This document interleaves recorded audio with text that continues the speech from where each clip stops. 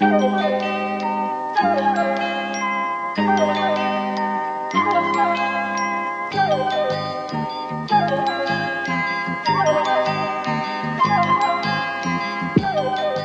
and welcome to this free episode of TF. It's the free one Every week. We are coming to Once you a week. live, It's not as the a other matter one. of fact, from on top of London's best new attraction. No one can stop talking about it. Everyone is gathered here, I assume, to see us or this fantastic attraction. Whatever it is, I think it's going to be a feature of our fair city for a very long time. It's the London Mound, everyone. We built a mound. We built a kurgan, or some kind of funerary monument, but made of We scaffolding. built the kurgan from the film Highlander in Marble Arch. and everyone's here. We've paid £8 to walk up the mound. I love that literally it's in a part of London called Marble Arch, so called because it has a giant fuck-off marble arch for no reason, and the dumbest architectural feature of Marble Arch is now a big mound. Yeah, well, that's why they call it Mound. Yeah. Welcome to Mound. It's very important to to build the marble arch and then dwarf that marble arch with an artificial hill.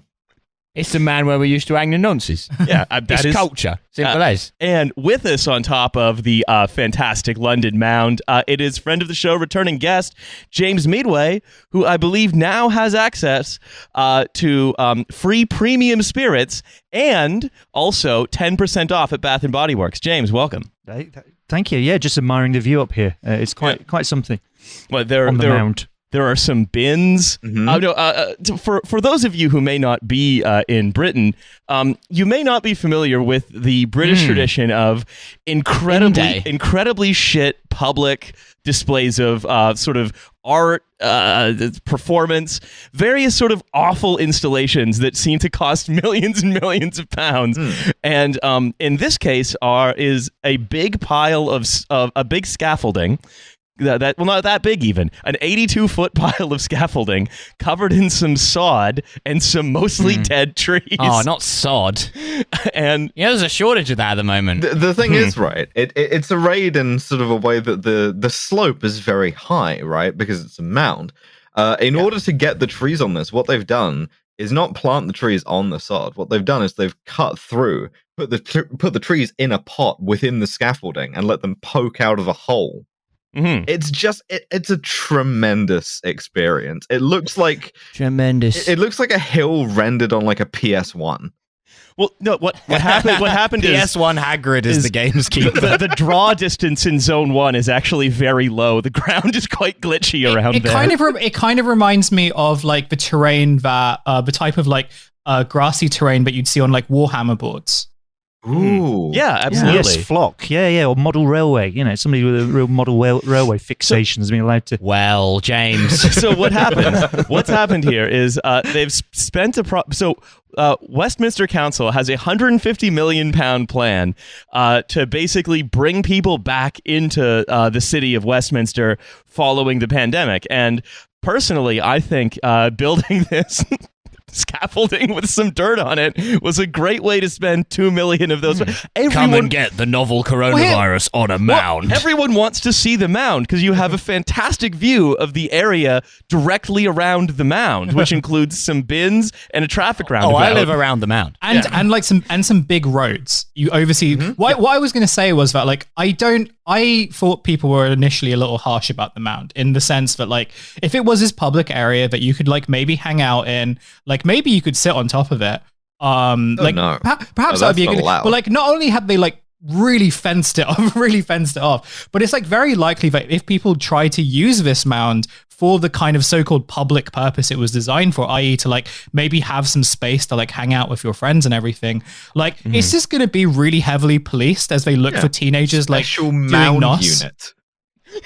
We're gonna have like SO19 rappelling down onto the top of the mound, and eventually, like it will either be used is like some guy will either use it and buy like and build like a dumb house on top of the mound, or it will be used to hang nonces, or like people suspect it to be nonces. But I feel like those are the only two logical like endpoints for the mound.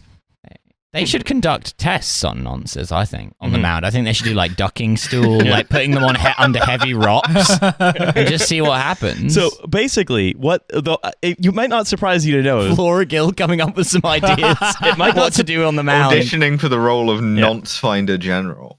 That's right. It might not surprise you to know that the mound is part of now, apparently it's to do with climate change. Oh. But is it to give everyone in Westminster somewhere to like crowd onto and higher ground when the entire I think city Mohammed floods? Al-Fayed, when he eventually dies, should be buried in the mound. So basically, that's the closest thing we have to a pharaoh. The founding partner of MVRDV, the architecture firm behind the project, well, the founding partner named Whiny Moss. Excuse me. Oh no.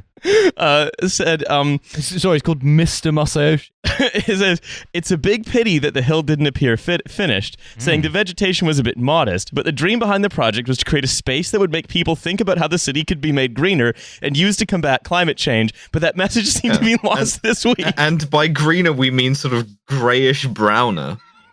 Yeah, that's right. I mean, it fits, I think, into a sort of great British tradition of public art that is just sort of a bit sort of like massively overthought and incredibly shit. Like, we are amazing at this. We're amazing at like having a guy paying like £20 million to like have a guy string up some fairy lights on Hyde Park to promote a conversation. The thing is, right, it's more dismal than any of our previous things because like we have this history of public art, as you say, and especially in London, like whether that's New Labour's sort of like circus project of putting up a big Ferris wheel and a big tent, or like Boris's more grandiose things of just having a bridge with a park on it, or like a cableway or whatever.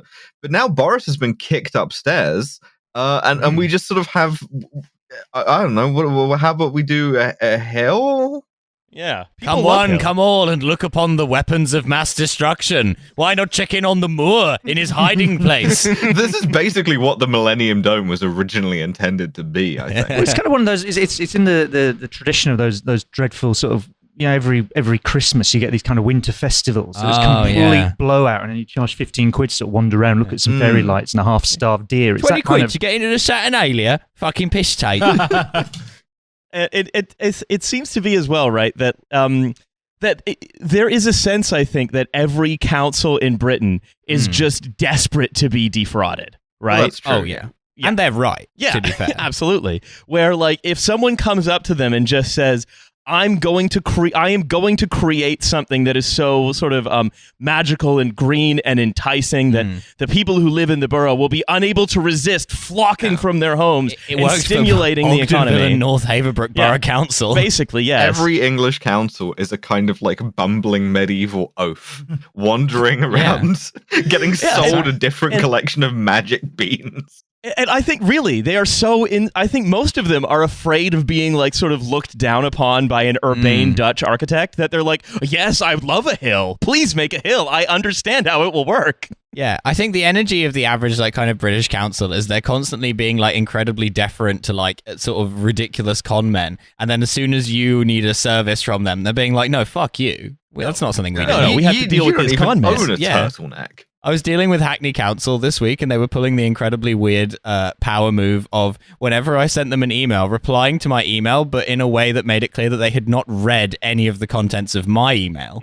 And they're just sending me like, okay, well, we're not going to read your email, but have you considered this? And it's like, well, I have considered it, and I wrote something about it in my email, which if you'd have read it, you wouldn't have said this to me. I think they were very busy, presumably buying like a big mound. Yeah, big mound. Well, no, the Westminster already did the mound. No, it's the big hole that the big mound is the excavation of. The Hackney hole would be ideal. Yeah, they're going to kick them in, Sparta style. Oh yeah, we're going to build a big hole. We're going to have that. And the thing is, spend 8 quid to go and look at the Hackney Sarlacc.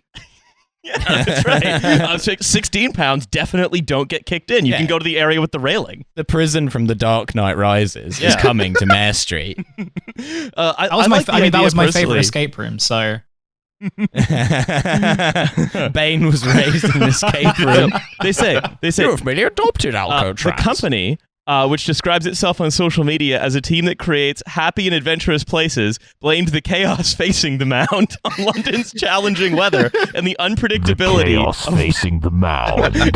and the unpredictability of working with plants, vowing the artificial attraction will get better. Predictability of working with plants. Never work with plants and children. Yeah, that's what they say. That's right.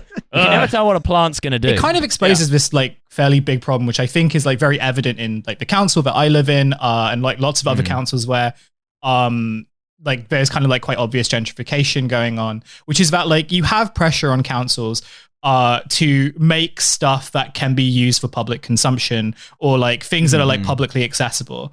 And for so long, like because so much of how London has developed is one where it's like, if you're rich, you buy land and you make it into property and then you like rent that out to people who work like shitty gig economy jobs or very low paid work. But all of a sudden, this pressure to now make public stuff, councils just don't know what to do. They don't know what something for public enjoyment would be like, because to me it doesn't make sense that you have the very obvious things that could be used for public good, things like art galleries or libraries or like museums, and there are kind of like there are like tried and tested things that would be you could say would be good, like would be a public good, and yet they end up like doing gimmicks and these bizarre installations like this one. Because how else are you going to impress a European finance guy called like Julian von der Funkhol? Right, and so it just kind of like we talk a lot about like how London is basically like a giant theme park, and it's just filled with these like filled with these like very stupid attractions which people just find very funny, or like they kind of gawk at for a little bit before they like get on with whatever they were doing. And these are now conceived of as like these big public like goods, or like this is what public space is. Like it feels like after so long of it feels like after so long of how like areas in London have basically developed in a particular way which is designed for a particular kind of person coming in, but they just can't conceive of what public space is. I've often said this, that London feels kind of like a theme park for tourists and people on like graduate schemes. Yeah. And then they obscure, the great historical sites of London, like the Shoreditch Box Park. I mean, we all remember when Wat Tyler and the Peasants' Revolt, they marched straight to the Shoreditch Box Park. Well, it was because they wanted the right to swim in the pool between the two buildings in Battersea. That's right. What a clown fucking city this is. Jesus Christ. Should be allowed in the Sky Pool. we have the Sky Pool. The Oaf swim in the Sky Pool. We have the Sky Pool. We have the Mound. We have the climb the London Millennium Dome experience. We have the cable car that goes from Canning Getting Town absolutely Millennium Tier Dome. It is a place that is so abstract that it is completely forgotten. You know what it is? I've been thinking about this for a little bit. It's like if a Walt Disneyland theme park designer decided to make Main Street in Disneyland more of a Jane Jacobs thing. This is what they would do. They would do a mound. They would do a cable car. They would do a box park. They would just do embarrassing non-thing after embarrassing thing. And it would cost millions of dollars. On the fucking zip line. That was fun. That was great. Yeah. And that's the thing. We're all still spiritually there. We're all stuck on that zip line. Yeah, that's what living in London is like. Yeah, I'm just excited to see what they're going to do next. Maybe bigger mounds, more mounds everywhere else. Loads of mounds. Different Make the holes. whole city into a series of mounds to the point where you won't even be able to tell that they're mounds. There's also like the plan to just like erect more cheaply made statues. So of course. Cheaply made, they're all like plaster casts. More statues, more mounds. We more can finally sort get of a giant mound with a statue of an Evangelion on top of it. Well, what do you think is going to go on top of the mound? I have been in touch with Westminster Council. We've been in conversations for quite a long time. I'm not going to like hold anyone to. I'm not going to like promise anything. But what I will say is, if you're a betting person, definitely bet on me and my Evangelion statue on top of the mound. I want a statue of the Pepperami guy on top of the mound.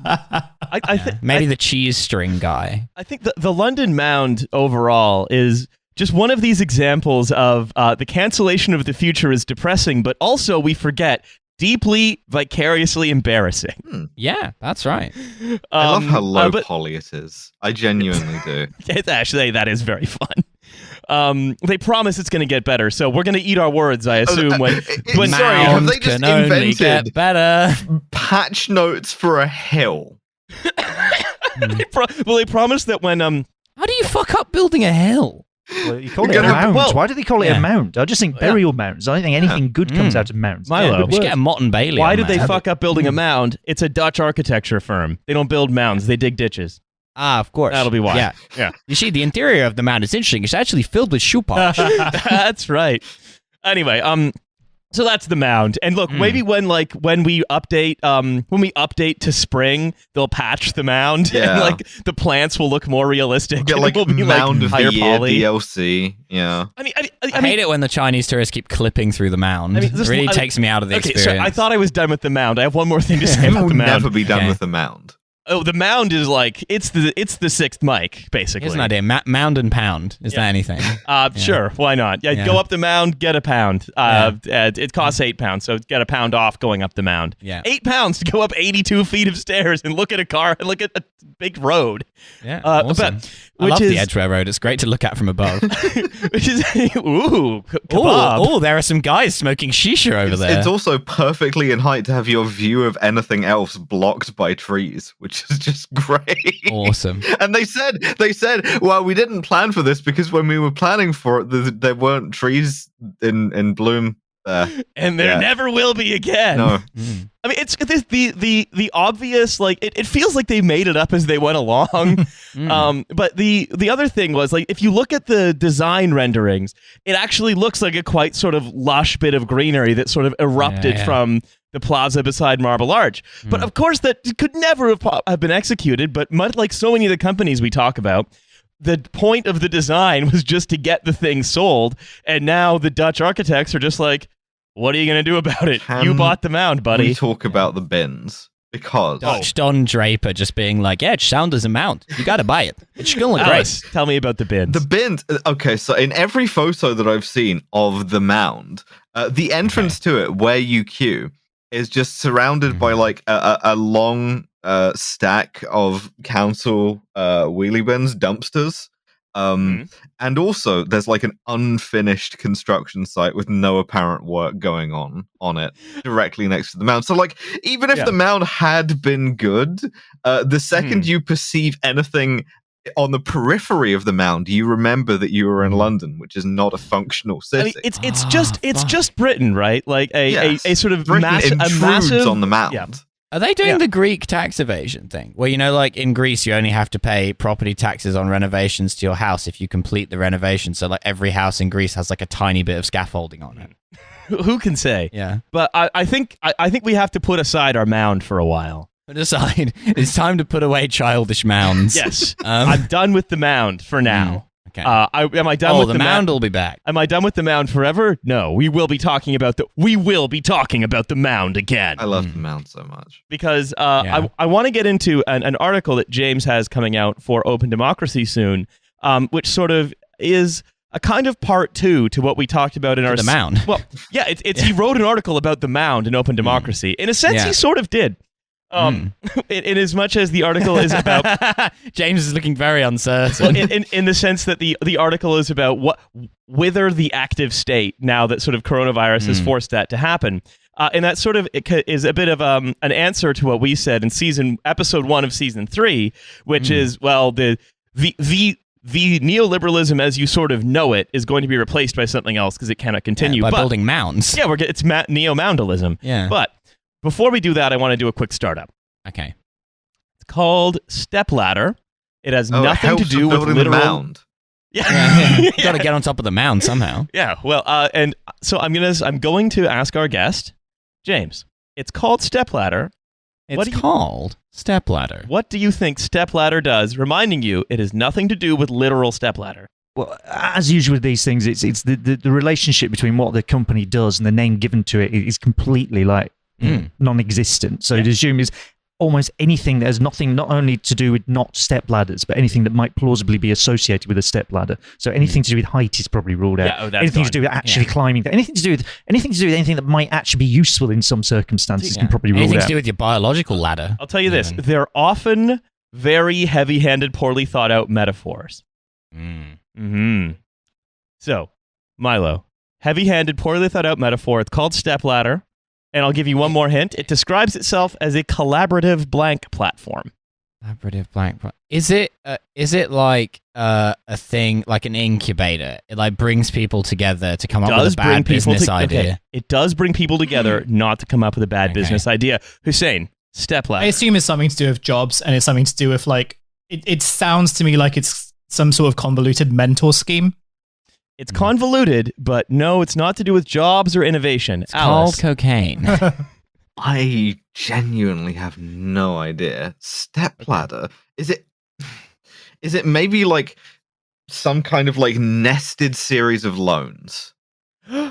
No. Well, yes. No, it isn't. Yes, no, it is. No, it isn't. It's like it's actually the financing boost you need to attain your So what potential. you're saying is that it's kind of like a micro MLM. You guys are getting very good at this. Effectively, yes. Lone Trioshka. I don't However, appreciate this at all. They call it a collaborative finance platform. Okay, all right. It's a pyramid scheme. Well, actually, I checked on their FAQ, and the first entry in their FAQ is Stepladder a pyramid scheme? Oh. Yes. Well, is it?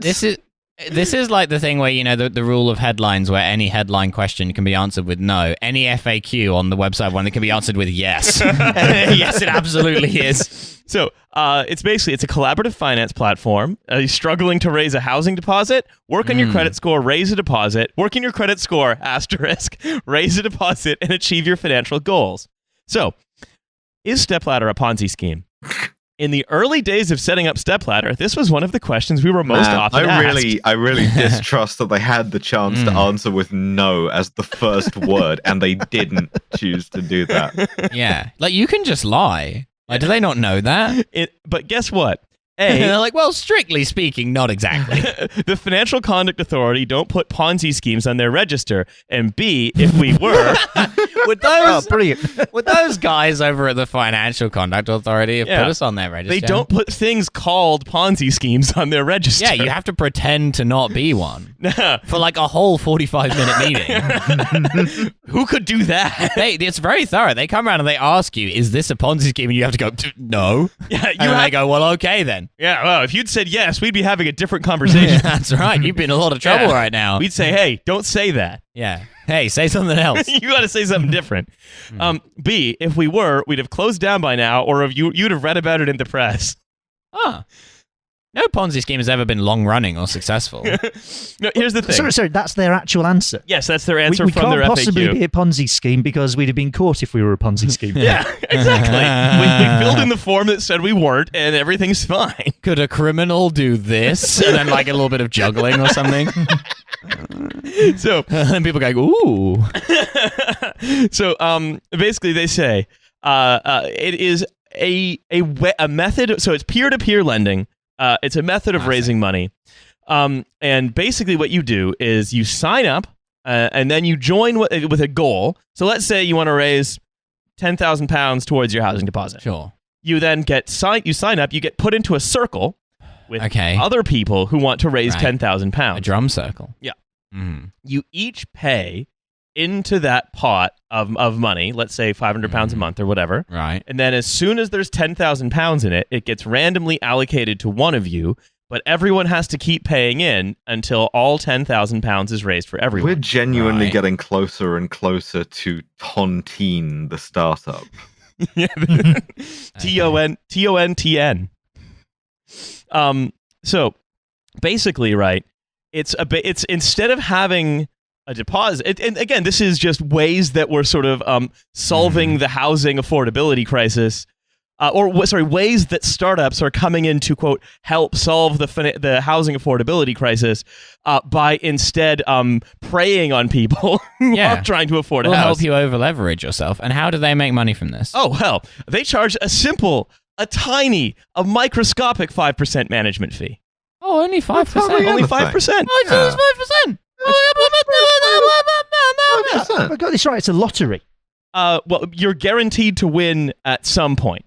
Oh, like the lottery. Fantastic. It's a lottery. All right.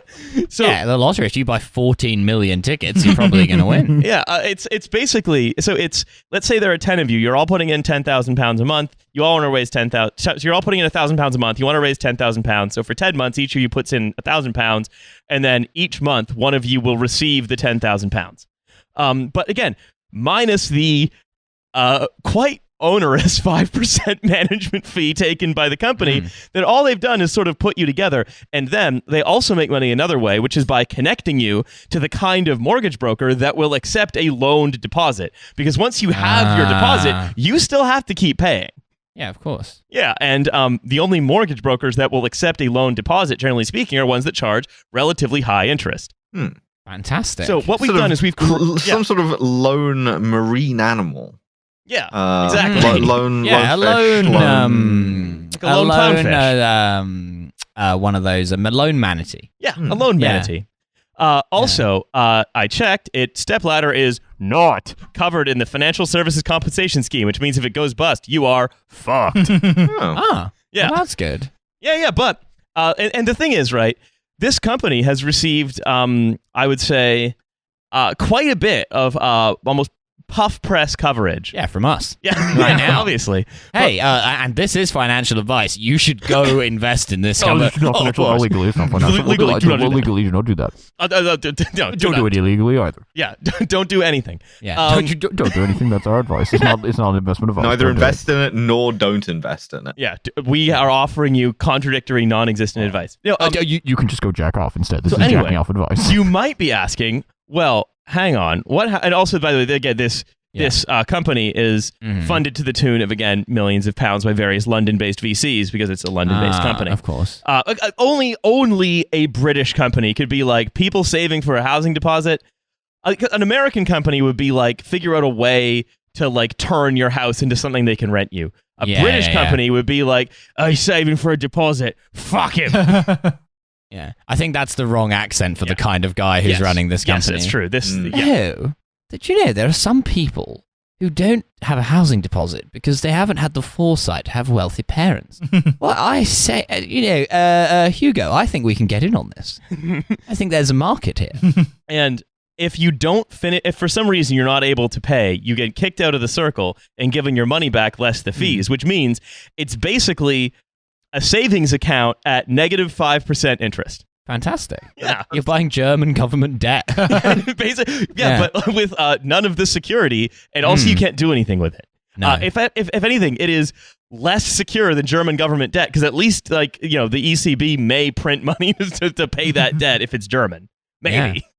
So that's... so they're basically saying, oh yeah, actually this is actually done all around the world like this, in where people in like Brazil or whatever will have community. Ogdenville, North Haverbrook. Well, they say nobody's ever Brazil. been scammed in like Brazil or somewhere. Yeah. Would a scammer be a Nigerian general?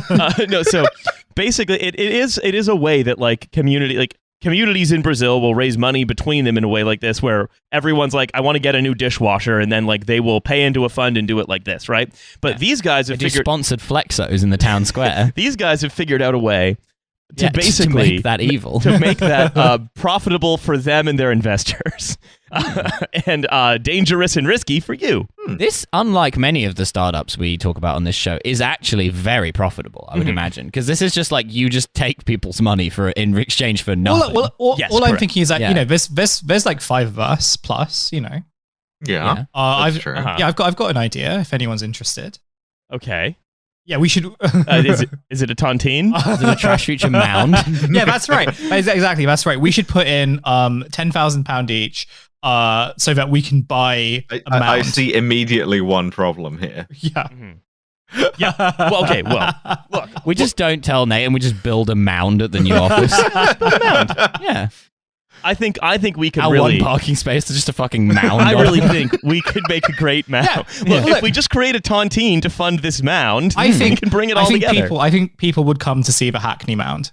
We're gonna build the Hackney Mound, and we're gonna do it with this extremely stupid form of finance. From the mound, you could see the junky shit that was taken on the parking space next to ours.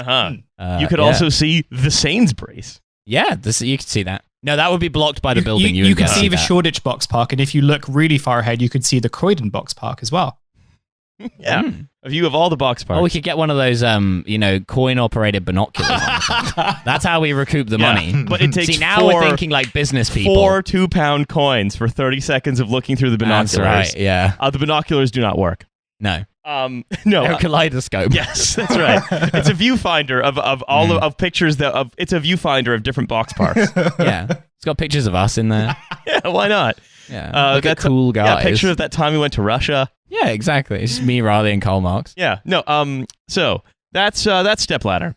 And I want to sort of now put aside childish startups. But I'm putting it with the Mound. Yeah. And I want to move ahead to our offices are at 1 the Mound. Yeah, 1 Mound Street. Yeah. Where James, you and I have sort of spoken about this, sort of for quite a while now. Where a question that sort of is I think has been on people's minds ever since COVID happened, is how is capital going to organize itself now that the sort of the heady days of sort of China's accession to the WTO, the sort of the promise of the tech boom 1.0 or what have you are now basically dead, and in order to secure its precious returns, a more sort of nakedly political solution is required. Yeah, that's exactly it. And it's not just COVID. I mean, this was all happening well before. This is from 2008 onwards. You had this sort of happy period in capitalism, which we all remember well, of the 2000s boom, massive amount of credit flowing through great chunks of the world economy, no return to boom and bust if you're Gordon Brown, which all sort of comes crashing to a halt around about 2007, 2008. And it's been limping along, at least in sort of North America and Europe ever since. I mean, it's not really limping along if you're in China or if you're in other parts of the world. But that limping, that failure to recover growth, and productivity growth and all the other things is what's driving this sort of political turn, or at least it's one of the factors driving it. So in other words, instead of saying, okay, we're going to invest and build these companies and there'll be loads of growth and everyone's got jobs, you say, can we develop a relationship with our government and get money off them in some way? Right? Yeah, I think this is one of the sort of things that I think is might mark an almost sort of sea change in this attitude is recently, the sort of why we're talking about this now. Is that a core part of one of the private companies that supplied parts of the UK's completely useless nuclear submarine fleet. Awesome. Yeah, had got into some trouble because it was a massive defense contractor, and that is just your entire industry. This is just a mound. Your entire industry is nothing but boondoggles, right? So Sheffield Forge Masters, this company, which sounds like someone that makes Warhammer 40k miniatures, to be honest. God, it really does. It does. It also sounds like a company Alan Partridge would be doing like a private event for. The Sheffield Forge Masters, they're very serious people then. It isn't some kind of joke. They forge Warhammer figurines. These are men of battle. I read that in the ad copy. Yeah. Isn't Games Workshop like the most successful company in the entire country at the minute or something? Share price has gone through the roof last year. Yeah. We're gonna, and the government's going to nationalize it. No, but so what happened was this company was in trouble because the whole sector of defense contracting is sort of nothing but a bunch of boondoggles kind of just sort of floating along because they know that the government's sort of their buyers of last resort. But First of all, let us say that this is not a boondoggle. The F-35, we get asked this a lot. It's not a boondoggle. Yeah. Look, many people are asking us if it's a boondoggle, but would a government contractor create a boondoggle? Yeah, this is a very different kind of doggle, first of all. This isn't your mom's doggle. But that essentially what happened is this company was then nationalized. The Ministry of Defense has purchased Sheffield Forge Masters. And I think technically a kind kind of sausage. And I think this is different from sort of the government sort of reluctantly taking a stake in RBS in 2008 because which was we are going to hold on to this, we're going to get rid of it as soon as possible. This feels different. Why is that? Well, I think that's broadly right. I mean, they are saying they'll return it to the private sector and it will still be a competitive market and this sort of thing. So Sheffield Forge Masters... Like capture and release. We'll let it give it back to its natural habitat eventually. It just needs to gain a bit of strength. Yes, so that's roughly what they say they're going to do, and then they never do. RBS is still, great chunks of it is owned by the government here. In this case, it's different because they're sort of they're directly going out and saying, okay, we need to get hold of this particular company, Sheffield Forge Masters, because they produce very high quality steel for various bits of defence, and they want to make sure that steel is being supplied because they've got all these extra bits of defence they want to do at some point in the future. So in other words, they're deliberately intervening in the supply chain to try and hold the thing together, rather than in a state of something like panic, where if RBS collapses, like the rest of the whole economy falls down the big hole it leaves behind it. Yeah, the big hole that we built in Hackney. Exactly. Yeah, so it all disappears down the economy hole sometime in 2008. So yeah, you have to nationalise it. so what a very different world it would have been if that happened. So they nationalise it in a sort of positive, if you like, way. It's something where they want to get hold of the supply chain, get the thing running as they would see it properly. And it's an intervention of a kind that we've not, rhetorically, for 40 odd years at least, you've had governments that basically say, we can't ever possibly do this sort of thing. You must nationalise nothing. Everything must be decided by the private sector. So in other words, it's a turn against neoliberalism. It's another part of this big turn.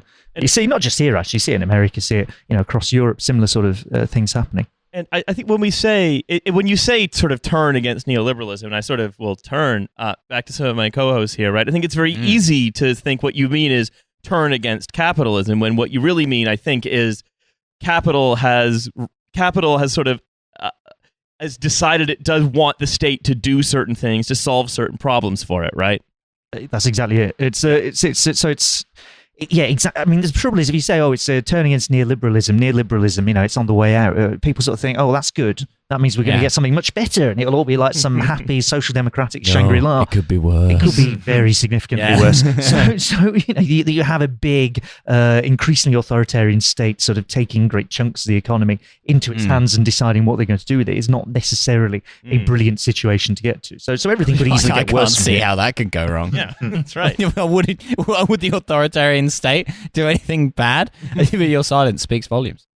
Well, as a matter of fact, if and again, this is the idea of this isn't sort of entirely new. I think there is a fantasy understanding of neoliberalism as neoliberalism is when markets, which I think is overly simplified, right? Neoliberalism is a historical thing. It happened sort of. It was brought about sort of in history. It has its historical sort of rise, sort of propagating itself throughout institutions at the global level with free trade, at the domestic level with things like welfare state, with anti-trade unionism, welfare state, residualization, all this stuff, and that but that the state is very active in doing this.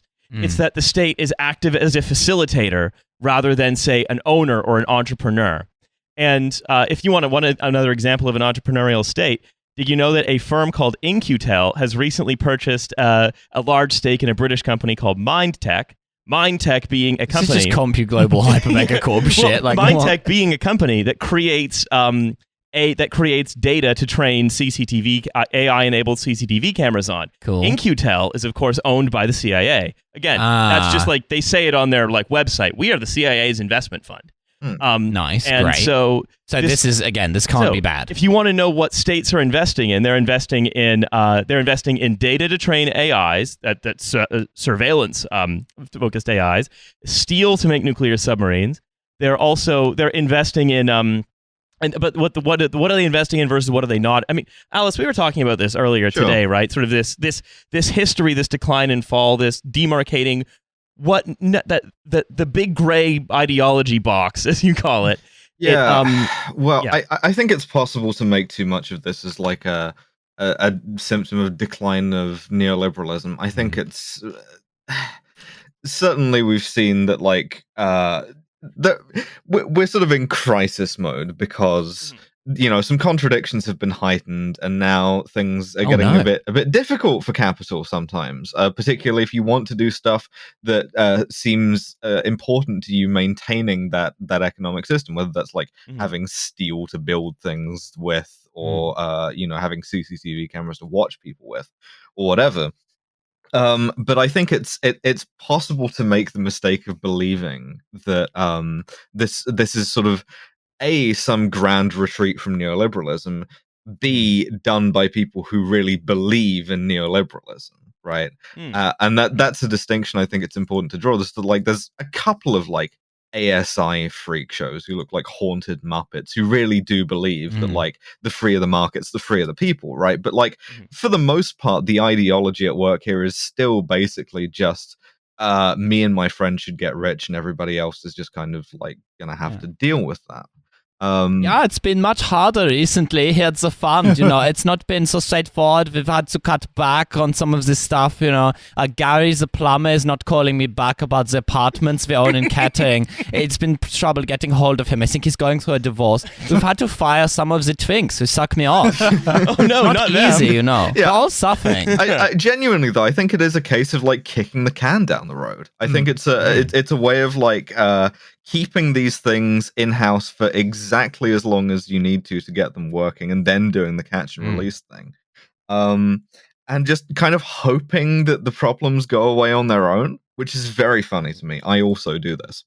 Trouble is, some of these steel companies, if the government touches them, then their mother won't take them back. You think you're doing the right thing, but actually it's tricky. No, I think that's broadly right, but that's how neoliberalism came about in the first place. There are a few like real ideologues out there, Milton Friedman, Hayek, these sort of people rattling around who have a clear vision about what they want to get to. But for governments, for the most part, it's just a series of adjustments around some ideas of what they want to do next. It's like, Margaret Thatcher doesn't arrive as Prime Minister in 1979 and says, right, here we go, neoliberalism, that's what we're doing. That's not what the 79 Manifesto says. It's just some small adjustments that start to take on something of a life of their own. So it develops as a series of responses to crisis. And what you got at the minute is a whole load of people who may well sort of believe various versions of neoliberal horseshit about markets and private enterprise and whatever else, but they're having to work in circumstances where, as you said, Alice, it's sort of a series of crises and a series of problems. So every kind of partial adjustment they make leads them further and further out of the previous neoliberal system, which, as I said, I think since 2008 it didn't collapse all at once, but it's been in a bad way, and it's been in some form of retreat ever since then. I think one of the things, right, and I think this sort of brings together a few threads that we talk about quite a bit, is that most of the growth in value since 2008, especially in markets, has been big mega cap tech companies that all lose money and don't really do anything. What they do is they make money. This is the first I'm hearing of this. Because you go into a fugue state once you you think about what the next thing the Twunkhole Capital guy says. Oh no, my investment's in Smolt. But are they still going? But what I think we say, like, what neoliberalism creates is, as you say, Alice, my friends and I get rich. And for a long time, the paradigm of how to do that after 2008 was, all we need to do is inflate the value of these assets because money is going to be cheap and free forever. Yeah. And that's sort of what happened. Ever happened. And so you get the scam economy out of that, right? That's how you get the scam economy. And the thing is, the scam economy works great for capitalists until they actually need to do something, which is a crisis. And so a crisis has presented itself, and our economy has to, almost like sort of truck factories retooling to build tanks. Yeah. Our factories have to retool to like not be Potemkin fake scam ones anymore, but actually they have to do things. We're suddenly worried about our capacity.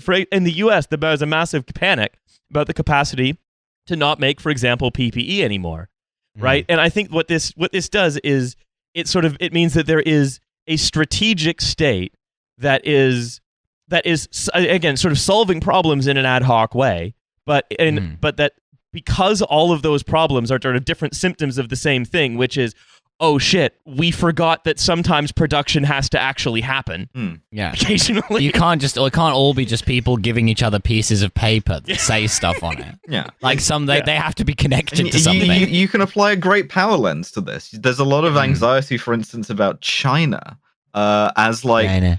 China, both from people who falsely believe that it is not a capitalist economy, and also people who are afraid that it might be a capitalist economy that works better than ours because you can make people make things rather than just pieces of paper saying that they're going to make. I mean, that's a big driver in the US. I think. I mean, very very clearly, right? Successive governments. Donald Trump did this. As we just mentioned, that China was his big obsession. Biden has arrived with exactly the same sort of focus on we have to deal with China. And there's a real panic that for the first time, really in 80 years, 100 years, the US isn't necessarily the world's leading technology economy anymore in some key sectors. I mean, look at Huawei. Huawei produces 5G better than anybody else on the planet. It does so the Chinese government has subsidized it hugely for a long period of time. But nonetheless, it's Huawei that can do this. It's not some American company that can do this. So there's a panic, an attempt to kind of reorganize and get the state to sort of intervene in a way that we haven't seen for the last 40 years or so of sort of various versions of neoliberalism where you're just not supposed to do this sort of thing. Yeah, and I think this sort of accounts for neoliberalism as well as a historical phenomenon, but I think it's also worth talking about in its institutional dimension, right?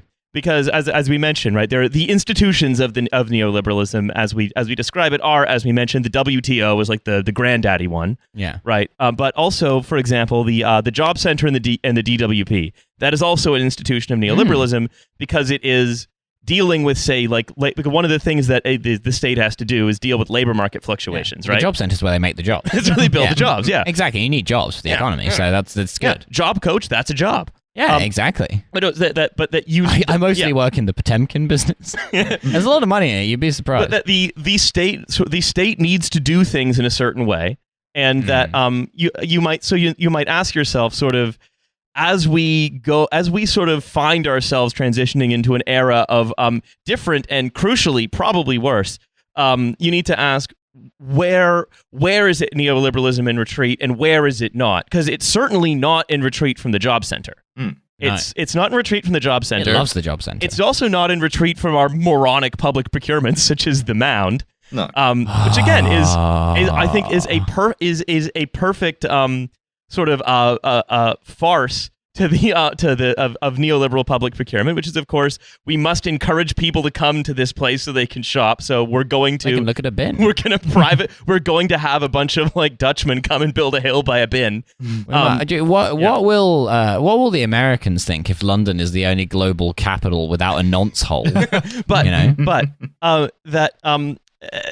If you want to think about sort of the institutional transformations, unemployment insurance in America becomes much more generous. It becomes it sort of things reverse to something like that this force is dialed back for a little bit, again, not permanently. But then in Britain, we handled sort of the labor market dimension of like handling this actual crisis that required actually governing and doing things with through employers, right? So institutionally, we handle it in a way that is much more, I think, friendly to that other paradigm, right? So it's not so simple as, well, neoliberalism ended as soon as COVID was declared a pandemic. Rather, it's like it was confronting all of these other crises in different ways in different times. Again, each sort of stumbling forward in an ad hoc way. But always the question they're answering is, how do we make sure that everything stays functional just enough for me and my friends to keep getting rich? Yeah, and I mean, you can like think about this as an extended experiment in forms of capital that are going to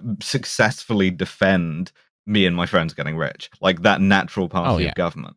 And you can see what the sort of the threats to capital are in which forms of it feel obliged to like triangulate to what, whether it's like you can have a bit of technocracy in your capital, you can have a bit of like right-wing nationalism in your capital, even occasionally triangulate to the left and be like you can do social democracy with your capital. You want a caramel waffle in your capital, you can have a caramel waffle. Well, pretty much, yeah, more or less.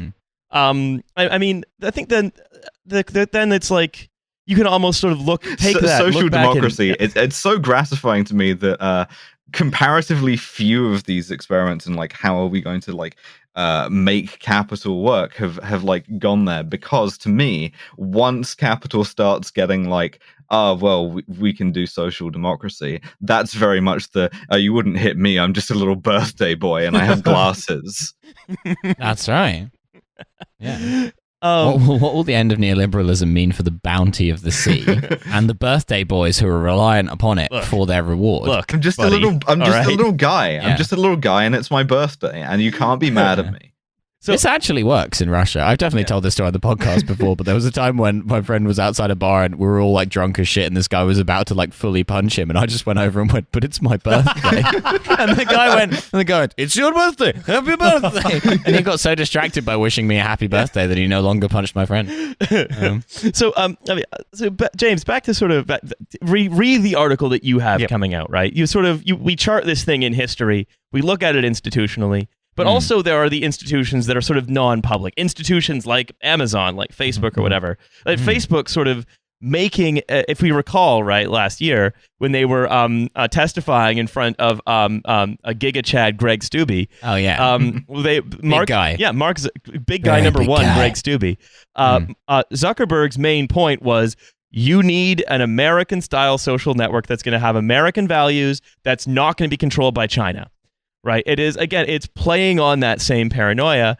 And I think when the paranoid style of the state and the paranoid style of the industries that depend on the state, because like all of the big megacorp tech companies, all of them exist to take from, as we said earlier, to sort of suck as much money out of the money printer as they possibly can. Yeah. Is that, and as you were saying earlier, Alice, it's like, yeah, you can have some, right-wing authoritarianism in your capital. You can have some technocracy. And it's very clear that these companies are more than happy with this sort of tapering out of the specifics of the neoliberal period, because they've already worked out how to do it. They worked it out a while ago. Yeah, they just need the line to go up. I don't really mind about anything else. I think that's it. I think that's right. I mean, it's the other part of like neoliberalism ending and it not necessarily being any better is that you have these, I mean, you mentioned Amazon, Facebook, the sort of big tech companies that really have all grown up since 2008. They're products of the crisis and the crash. This is the period where these things establish themselves and become, immovable features of the economy. And they operate within the neoliberal framework. They grow inside this neoliberal framework, but they push continually beyond the boundaries of that. They are continually searching for ways, for example, Facebook's a good example, searching for ways in which they can expand the range of their data grabbing and data analysis operations way beyond what the law or regulation said. There's no law something that says, Facebook, these are the limits on what you can do. It's not like you're running a bank. A bank, there's actually fairly tight laws and regulations that say, these are things you can do, these are things you can't do. That's the framework you operate in. You can lobby to try and get things changed, but that's basically where you are. You can't regulate them. They're just going on the computer. That's fine. You don't need to regulate that. Exactly. So Facebook sort of sets its own boundaries there, even to the point of having this kind of, what do they call it? The courts, effectively, or presented like the Supreme Court. They've set up to oversee sort of boundary cases and what you can and can't put on Facebook. So quasi-judicial function that's been established by the company itself. So this is moving Facebook beyond... bailiff. Yeah, but it's moving beyond the... presiding. It's moving beyond the sort of neoliberal paradigm at that point. It's acting in ways that neoliberal corporations aren't supposed to do. You're not supposed to just make your own law. You're supposed to accept the law and accept the government's created this nice level playing field for you. You're and off you go supposed and to play, break right? it subtly like banks do. Yeah. Exactly. I mean, you also, I think the other great example, like if we want to sort of talk about the different mega companies, how they sort of benefit from this, I think the opposite example to Amazon, which now understands itself as basically an outgrowth of several U.S. government agencies. For example, it's trying to take over from NASA. It's trying to be the main sort of cloud computing supplier to the Ministry of Defense, and so on and so on. The other example of how sort of the neoliberal paradigm says you do this is you get the government to subsidize your wage bill, which is Walmart, right? Where Walmart sort of knows that they can pay a minimum wage that's less than the living wage.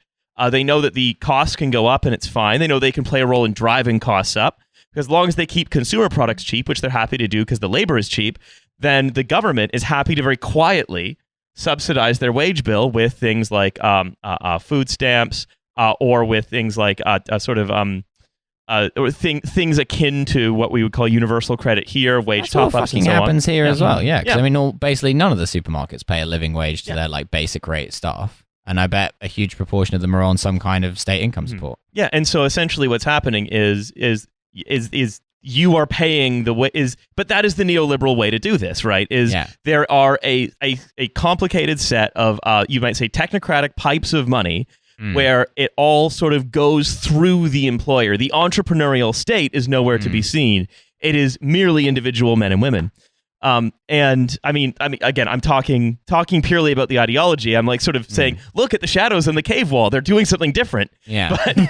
But, because I think one of the sort of defining features of this is like less change, more continuity. Because like the idea that sort of in the neoliberal era, sort of from Thatcher peaking at China and entering the WTO to its sort of decline in the crisis, is this fantasy that the state is being a night watchman. We know that was never true. We know that, for example, like the that the state sort of actively, often violently, intervenes to sort of allow sort of chosen patrons like G4S, for example, to accumulate by dispossession. Well, because G4S, they're just so good at what they do. I so mean, good. you can't. You need those guys. Or Canary Wharf, for example. But these things are often sort of quite brutal, and they are very, very state-driven. But it is not, the state is not itself entrepreneurial. It's responding to the need, what it thinks the needs of not just capital, but businesses are. Yeah. Whereas in this case, what we have is simply by the fact that capital no longer wants the scam economy, if only because it realizes the scam economy is not going to be profitable for it in the near term, we have to go to a different way of organizing ourselves politically. And it's such a shame that we found out that we can't do the scam forever. Yeah. It turns out eventually, like, someone's like, hey, so you know this big pyramid that we're all in? What's at the bottom of it? Eventually. Love the pyramid, no shade. Eventually you make so many MLMs that it goes from pyramid into a big mound. Yeah, that's right. Well, no, what's on the bottom of the pyramid is more guys building the pyramid. So long as you keep building the bottom of the pyramid, nothing bad could ever happen. Yeah, there's just infinite guys, and then you get more. Once those guys are done, then you get more guys. It's like a Greek house. Just you never stop renovating it, the bill never comes due. Exactly. But I think right there is, and so I guess what I want to ask as well is, like, how the left, such as it is, sort of has been sort of desiring for the neoliberal era to end. And I feel like we sort of did that on a monkey's paw. Exactly it. Because you spent a long period of time. Look, the good thing about talking about neoliberalism, if you're on the left, is it gives people who want to overthrow capitalism something to talk to or talk about with people who just want to sort of reform things, make things a bit nicer. Everyone can line up and say, we all disagree with neoliberalism. This is a horrible way of running capitalism, so let's try and do something different. What we're getting in front of us is versions of something different, but not necessarily any better. So there's a more fundamental question start to open up, which is, what do we do about capitalism as such? That it can easily, it's changed, it's been around for 200 years, it's twisted and changed form over that period of time. There's lots of different ways of running capitalist societies and capitalist economies. And you don't have to just sit in the one that we've had for the last 40 years or so and say, okay, that's it. There's a more fundamental question opens up, which is, what is capitalism doing and what could we do about that, rather than just like, how do you change the governance of capitalism? Yeah, and I think that it is the question that we deal with. And also, I think it's important to sort of understand, for example, how different legislative battles are sort of going against this kind of thing, right? There are some, and we'll talk about this actually in next week's free episode. There are, for example, like initiatives in California to end the practice of having warehouse workers work to like performance quotas, for example. Right? It is there is being fought legislatively, but I think the important thing is, for now, from an ideological shadows on the cave wall perspective, is it's time to stop talking about neoliberalism unless you're talking about history. Yeah, I think that's where we're getting to. We're going to get there quite rapidly. And the problem you've got is there's a sort of version, particularly on the left of the history, where it's like neoliberalism is a sudden eruption, a sudden break, rather than something that appears gradually over a period of time. Right? If you take Britain, there is a series of defeats for the left and the trade union movement. Most obviously the miners, but the steel workers before that, and then ambulance drivers sometime afterwards, and print workers. It's somewhere in between. The left itself is defeated in 1983 general election inside the Labour Party. All of these things happen, and there's a battle to create neoliberalism, which only really appears in its sort of finished form in the 2000s under New Labour. It's a very, very neoliberal government. I mean, increased spending, this sort of public spending, but it's still very, very neoliberal government. Yeah. And instead, if we have a version of history which is like this arrived all at once, rather than like this was assembled piecemeal, we'll get this process we're in at the minute wrong as well. It's not like one day you wake up and neoliberalism's over and you're in a kind of authoritarian state capitalism. Yeah. It's more like, the thing is being assembled in front of us. So there's opportunities to change how it's being put together. Oh, it's Looney Tunes. We're just in the car and we're putting the track down in front of the car as quickly as we can. Yeah, and then Karl Marx said that eventually your arms get tired and you can't put the track down anymore. Basically. Yeah. And then also there's a big fake tunnel that's been painted on the wall of the cliff. So, I mean, Alison Hussein, how does that idea strike you? This idea that is we've sort of built as much as we can in this direction. We're sort of building in another, but behind the great and powerful laws, it's still capital. Yeah, I mean, I broadly agree with that. I agree with basically everything that was said.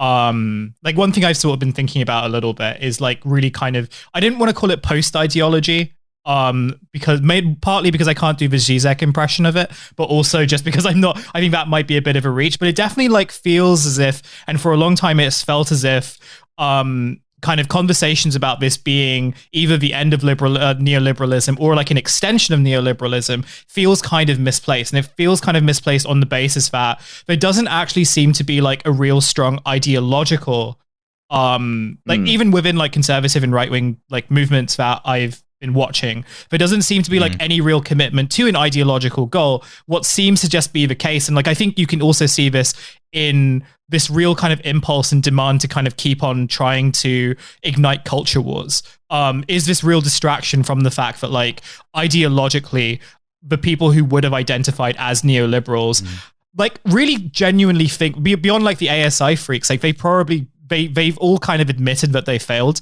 They haven't said it openly, but like I think a lot of them have sort of accepted that it is a failure, and that's why they're trying to do like trad culture war stuff. I think you're totally right. I will go there and I'll say that it is post ideology because like I do think of it as like I did a thread a while back where I described like Xi Jinping thought as like a gray cube of ideology that you like slot into the big ideology void in your government. And it's like that's not a unique to China thing by any means. In fact, it's kind of the opposite. There's nothing there, and I think the culture war point is a very perceptive one. Is there's just like you just have to like sort of triangulate, and while these people were always hypocrites, and while they were always to some extent, treating any sort of ideological thing as like largely disposable, now it feels like it's even more so. There's no point in buying into an ideology because you can just do whatever, just import one. I mean, I think that you can even connect that back to sort of what we were talking about sort of something like GB News, right? Which is it's sort of tune in after this. Which is it's that's what we make in this country. We don't even make in this country now good culture war. It's all sort of crappy, done on the cheap, sort of just puking out lazy shit for the US. But like it's not even like there's a single direction here, because look at the extent to which American transphobia has managed to like just adopt wholesale stuff from Britain. All of this stuff is just the other big thing that I think about is the various like heads of the Ukrainian governing party, Servant of the People, which was elected my friends elected on the basis of a fictional TV show, which already says a lot. Announced their dedication to Xi Jinping thought and to like studying China as an example of like the way forward. And that to me is just the perfect example of, we don't have an ideology. We better fucking get one. Where can we get one? Well, we'll just file off the serial numbers from this one that like seems to serve us better than whatever America's doing right now, because it occasionally allows us to do stuff. Yeah, exactly. It's the question. What do we make here now? Yeah, I don't know. Posts, columns, the post ideology. Yeah, I was going to say we make the finest turfs. The turfs are distilled on top of from the top of a giant mound. So you get the cleanest turf brain. When you get that's right. The Yanks have gone soft. They can't make their own transphobia anymore. Come to us. We've given the mound bangs. So I think this is. The mound is a women-only space. I think this is probably a pretty good place to park this one. So I just want to say, James, thank you so much for coming on and talking to us. No problem. Thank you. And to all you out there in podcast land, thank you very much for listening. And don't forget, there is a second episode of the podcast available for $5 a month. It's stored inside the mound. It's stored inside the mound. It's $5 to get into the podcasting mound. Well, no, it's £8 to go up the mound. $5 to listen to the podcast episode that's sitting in the mound. Grand old Duke of York. He had 10,000 men. He led them up to the top of the mound. And it cost a lot of money. Yeah, it did. Yeah. And they all saw the bins. Yeah, it cost £800,000. So anyway, The mound collapsed under the weight of 10,000 men. Excuse me, 80,000 pounds. Wasn't rather. built for that. Anyway, all of that being said, what are we doing as our bonus episode? We are going to be going up north. We're talking about Scotland in our bonus episode, specifically going up north. The town of Cumbernauld. That was Newcastle. No, I know. It was just because Riley said we're going up north. And you didn't let me finish where we were going. It's Scotland. We were talking about Cumbernauld. I thought you were going about Billy Conley here for some reason. It's fucking. I'm stuck in a mound. I'm never going to mention the name of a place what have they built this mound for then? It doesn't make any sense. I'm looking at bins from up here. Well, quit this course. You're talking about it. Yeah, that is true. It started a conversation. That's what we make. We make columns, posts, and mounds. Anyway, from one of the three of those three things, we will see you again in a couple of days in the bonus. Bye, everyone. Bye. Bye-bye.